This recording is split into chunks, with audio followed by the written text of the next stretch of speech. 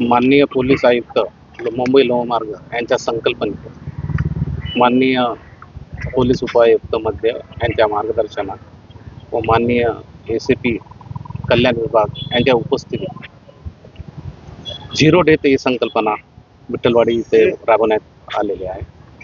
यामध्ये जे नागरिक आपला वेळ वाचावा म्हणून रूळ क्रॉस करतात आणि आपला येण्या जाण्याचा मार्ग जो की सनदशीर नसलेला त्या मार्गाने येणार करतात, यामुळे अपघात होऊन अनेक लोक मृत्युमुखी पडतात।